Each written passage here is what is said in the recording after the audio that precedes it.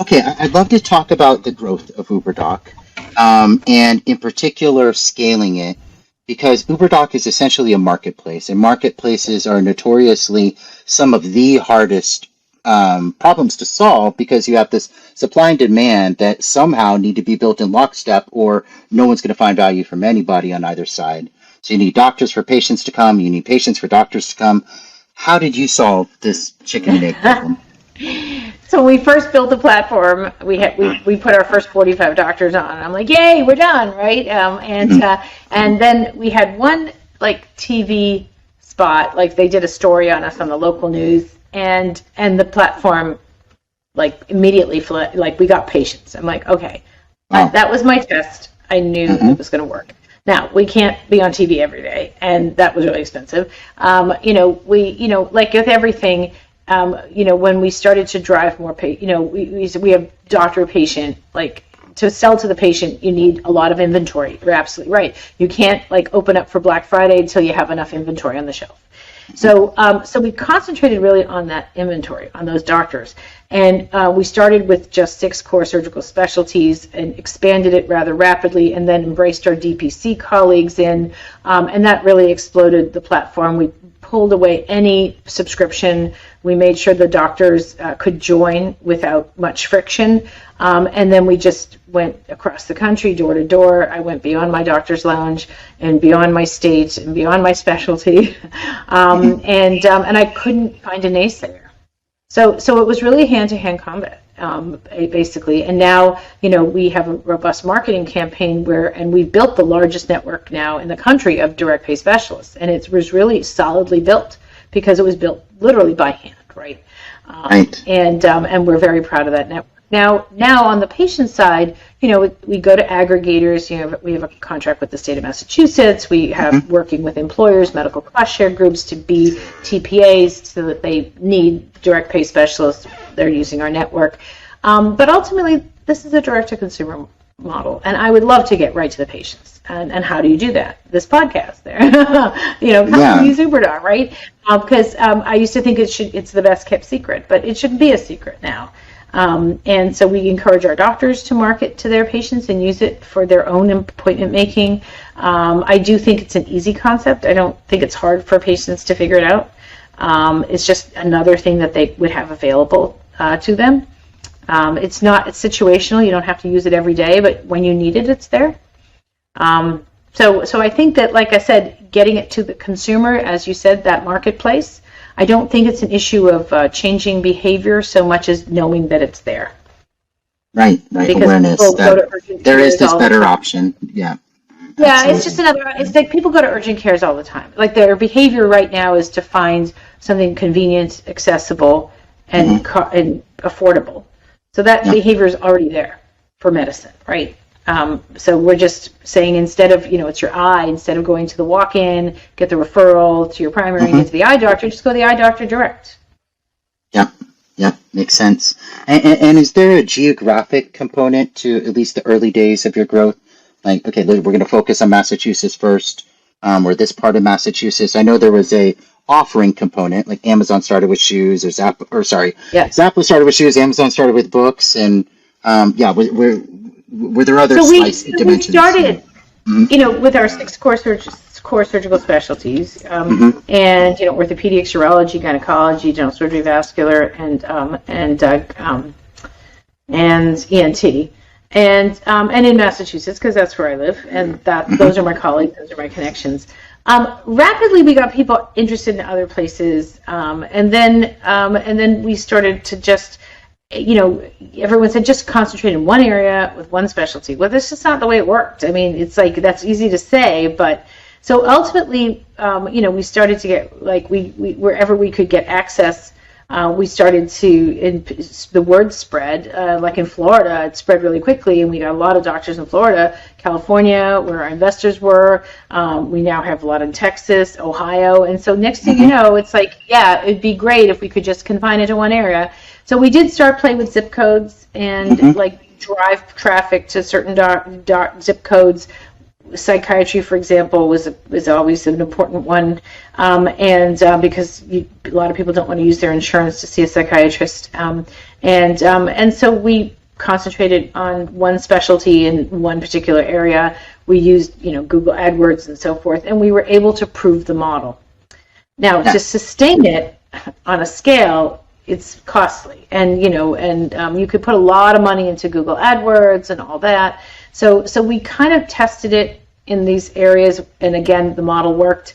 So then, essentially, then we said, we scaled stuff back just because, going direct to consumer, we kind of had that. We had the playbook for that. But to do it right, you have to have more funding. So we pulled it back and just went straight organic growth. So now we have great organic growth on our platform.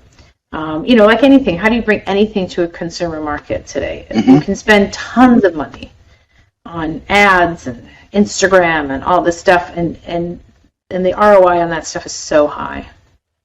Right. What's the biggest challenge left for you to scale UBERDOC? It's really the patients. It's the patients. Letting the patients know that we have 20,000 appointments waiting for them, right? And that we're here for them. And when patients don't find what they're looking for, tell us. If an employer tells us, hey, my employees need to be covered in this area, we'll find those doctors for you. We'll invite them onto the platform. We want to be that. We want to be that networkless, access to care, because many times you have people now living in Austin, Texas, but working in New York. So are they supposed to fly to New York to get their medical care? How are you going to control that cost? How are you going to, in a modern workforce, how are you going to cover them? Yes, yeah. And it's along a lot of these trends that we've been seeing recently of decentralization.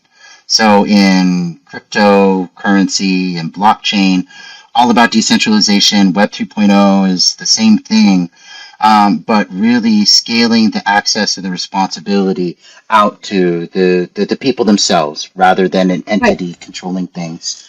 And it really healthcare is the most personal choice in your life. Right. That's right. That's the very last thing you need to. You don't talk to your banker about it. But you talk to your insurer. You talk to your employer about your health. They shouldn't know anything about your health.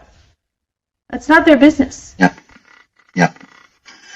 Okay, let me ask you some questions about your learnings. And are there any of the biggest learnings that you want to share? For example, the biggest mistake or misconception you had, or the best decision that you took, or advice that you think is just printed off this UBERDOC assembly line for digital health entrepreneurs because, it's something you glean by experiencing?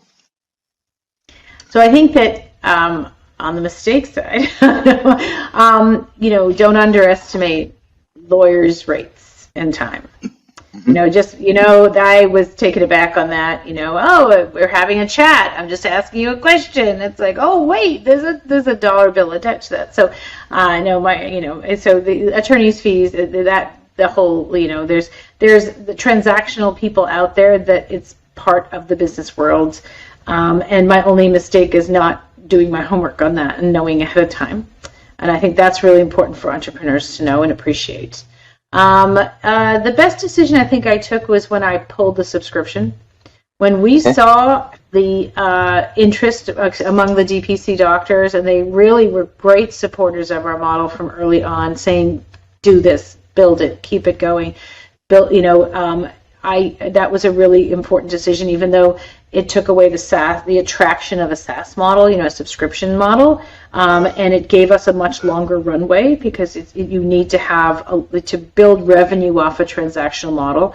As you say, building that marketplace first, you have to, you take a sacrifice on that. But I think it was well worth it because it expands. It makes us infinitely scalable, which is what makes us unique in the marketplace. And as far as advice to people, I always say just be patient, right? You try to rush things. You try to think it's going to happen tomorrow. You have to remember that the forecast it's a long play, right? It's a marathon, not a sprint. And even though you do get to the next level, like you say, the MVP is launched. It's just the beginning. It's not, you know, and every time you turn the corner, you think, oh, I'm there, but you're not. But the exciting thing is every corner you turn, you see more possibilities. And I think the difference between a success is that the more possibilities you have that don't stray from your initial mission, I think is key. Right? So many people I say, oh, I pivoted, and they pivoted entirely away from their idea. Right? they just, you know, I had one person say, you know, you should really think about adding insurance into your equation. I'm like, but that would really take away the whole purpose of UBERDOC, right? Yes, exactly. And that's what's happening in the DeFi world, decentralized finance world, where we had this thing called cryptocurrency that's completely decentralized. And the first thing people tried to do, of course, with greed in mind, is create these centralized banks that would take people's money and loan out different instruments, and now they're all collapsing, right? So yeah, don't recreate the system Well, you're trying to the fix. Uber drivers that want benefits. Like the whole purpose of driving for Uber is you work for yourself, right? You know, yeah, those business models. Again, when you take advice from people and investors, but you try not to pivot away from your core mission. I think the ones that have been successful have always kept to that mission. And be flexible. You add, you know, you nuance it, but you don't actually ever change the purpose.